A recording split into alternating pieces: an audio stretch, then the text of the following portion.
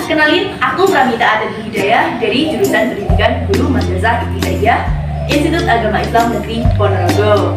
Nah, video kali ini aku bakal jelasin ke kalian tentang program Merdeka Belajar. Pasti kata program Merdeka Belajar sudah nggak asing lagi dong di telinga kalian. Untuk info lebih lanjutnya, simak terus videonya ya. 1 tahun yang lalu, Menteri Pendidikan, Kebudayaan, Riset, dan Teknologi Nadiem Makarim mencanangkan sebuah program yang mendukung proses belajar mandiri siswa, yaitu program Merdeka Belajar.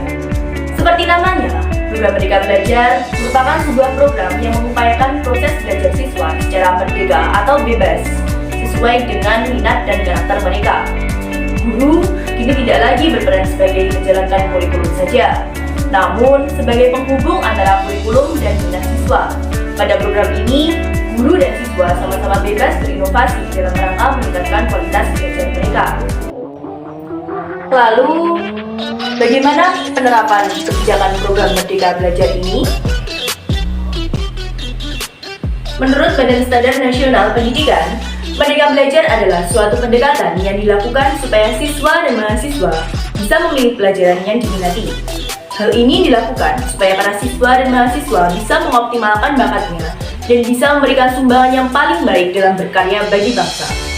Menteri Pendidikan, Kebudayaan, Riset, dan Teknologi Nadiem Makarim mengatakan, masih sering menemui guru dan orang tua kebingungan mengartikan kemerdekaan belajar ini. Ada yang mengira kemerdekaan di sini berarti kebebasan untuk melakukan apapun, bebas mau belajar atau tidak, bebas mau mengerjakan tugas atau tidak. Nadiem menegaskan, esensi Merdeka Belajar yang dimaksud bukanlah seperti itu. Ia menjelaskan, kemerdekaan belajar artinya memberikan keleluasaan bagi siswa untuk memilih pelajaran sesuai dengan minat mereka.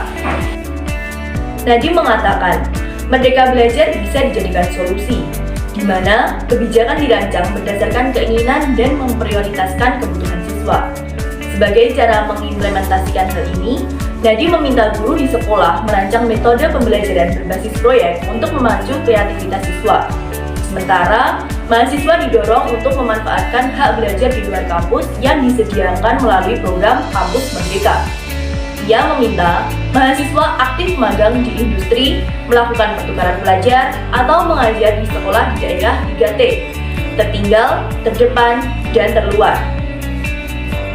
Konsep Merdeka Belajar ala Nadiem Makarim terdorong karena keinginannya menciptakan suasana belajar yang bahagia tanpa dibebani dengan pencapaian skor atau nilai tertentu. Ada 4 pokok kebijakan baru Kemdikbud RI, yaitu yang pertama, ujian nasional atau UN akan digantikan dengan asesmen kompetisi minimum dan survei karakter.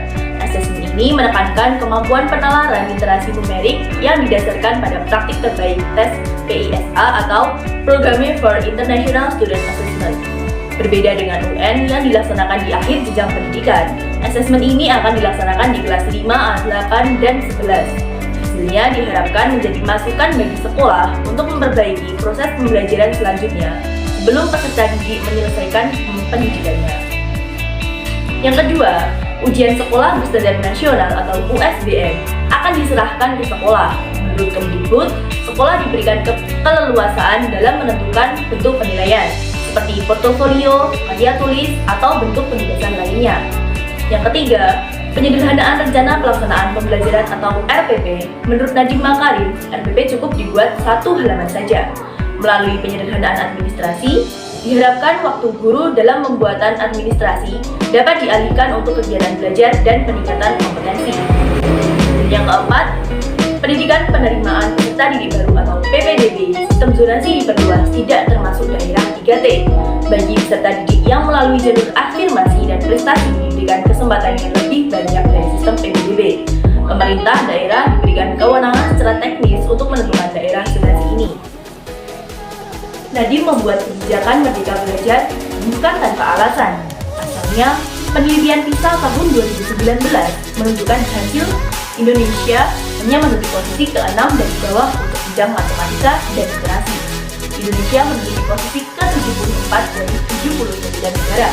Menyikapi hal itu, Nadiem pun membuat beragam penilaian dalam kemampuan minimum, meliputi literasi, numerasi, survei karakter, dan survei lingkungan belajar. Literasi bukan hanya mengukur kemampuan membaca, tetapi juga kemampuan menganalisis isi bacaan serta memahami konteks di baliknya. Untuk kemampuan numerasi, yang dinilai bukan pelajaran matematika, tetapi penilaian terhadap kemampuan siswa dalam menerapkan konsep numerik di kehidupan nyata. Dan survei karakter bukanlah sebuah tes, melainkan pencarian sejauh mana penerapan asas-asas Pancasila oleh siswa. Nah, itu tadi penjelasan mengenai program Merdeka Belajar. Cukup sekian dari saya, semoga bermanfaat. Wassalamualaikum warahmatullahi wabarakatuh.